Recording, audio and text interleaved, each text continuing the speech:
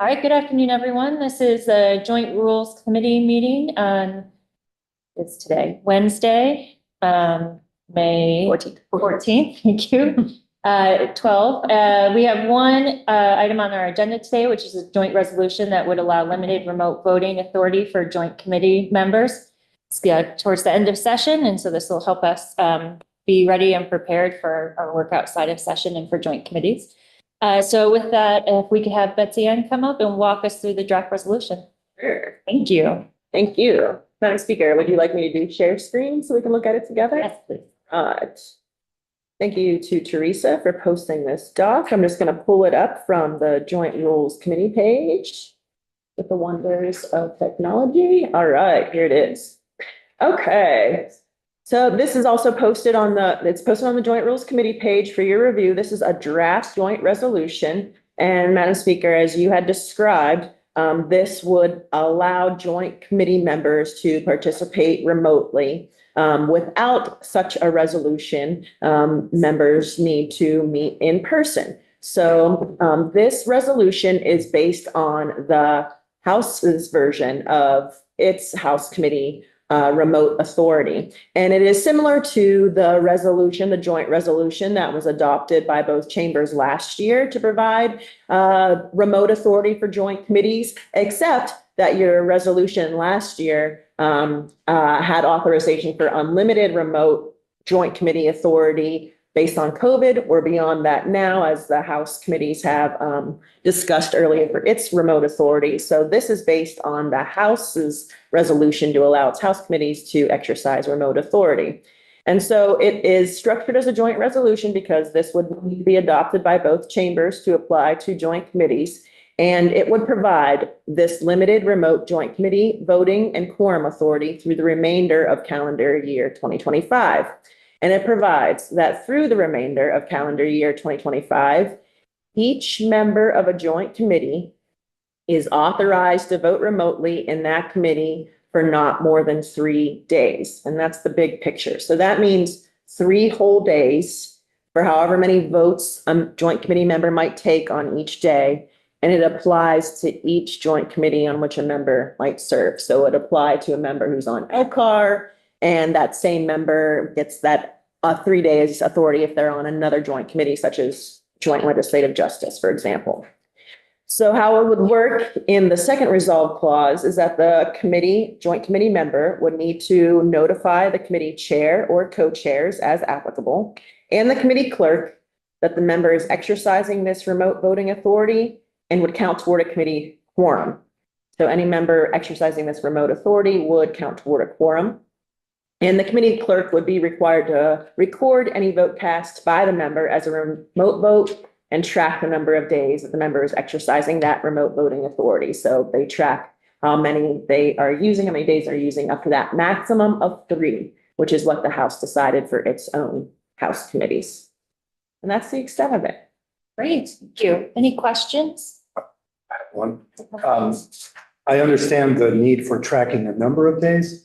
I'm wondering about the thinking of tracking it as a remote vote or notating it as a remote vote. Sure, I can say from the House, for the House's practice, on our record of action, the committee clerk will use like a little R with a circle around it or some sort of designation to show that it is a remote vote, and then track, it's R number 1, R number 2, for example. And I can see that there would be a way to note it. I'm wondering why we would note it, because it's a legitimate vote according to the resolution. So I'm wondering why we would need to know whether it was remote. To keep track in case there's any questions. So Yes. whether they used all their days or not? Well, no, because the other part of the clause says they'll track the number of days. Mhm. So I can see that, but I'm wondering why we would differentiate the vote count. I think it is just a matter of track. I understand what you're saying. I think this is just based exactly on the House's language, and so we're just going on our experience and tracking them. It is just as you're saying, with this authority in this joint resolution, it's just the same as a regular in-person vote. It has no less quality at all. It's just a matter of tracking.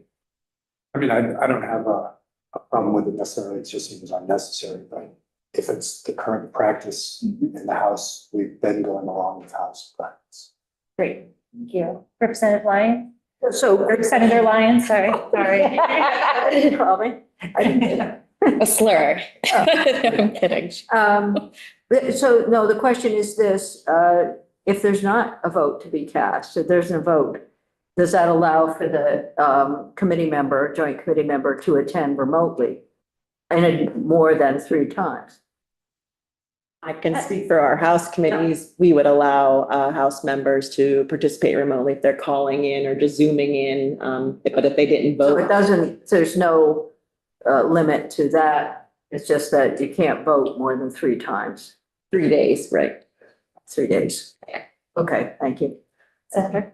Can you refresh my memory that it's a joint standing committee? Yeah.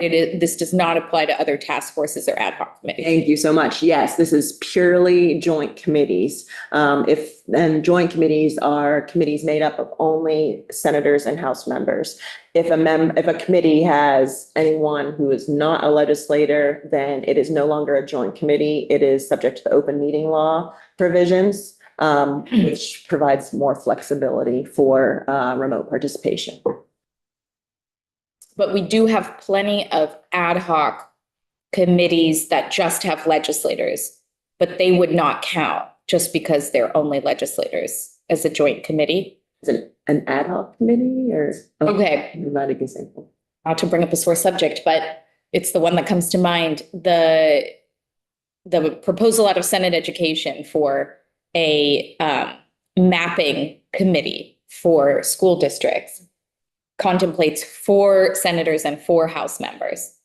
Is that considered a joint committee for the purpose of this resolution?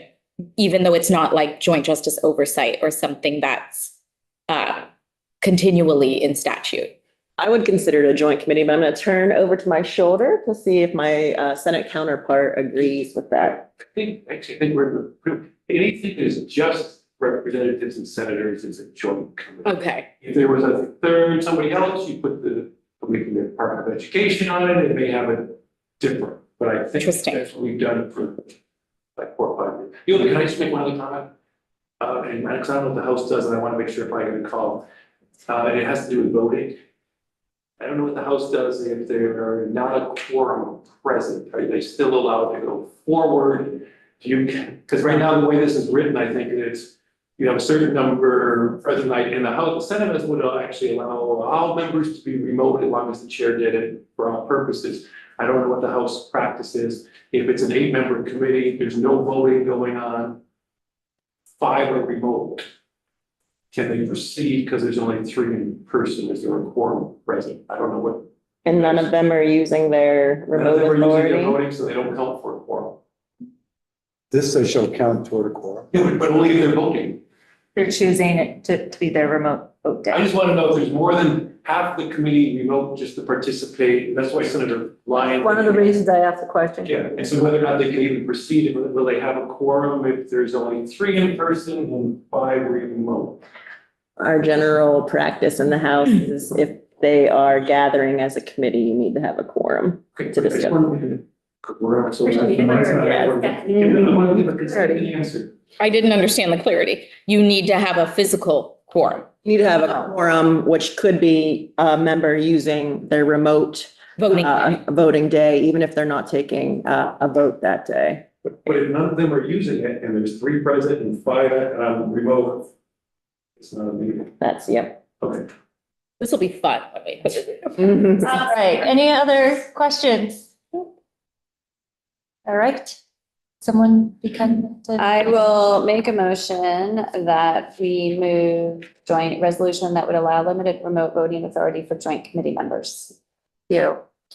Is there any further discussion? I know we're in, I'll ask about sponsorship in a second. All right, any other questions? All right, see none, I'll call the roll. Senator Ruth, Yes. Senator Beck. Absent. Representative Dolan, Yes. Senator Ron Hinsdale, Yes. Senator Houghton. Yes. Senator Lyons. Yes. Representative McCoy Yes. And I am a yes, it passes 701. Thank you. We have one absent, Yep. 7-0. Okay. Would the committee be comfortable having this be sponsored by the Joint Rules Committee? Sure. That work? Okay.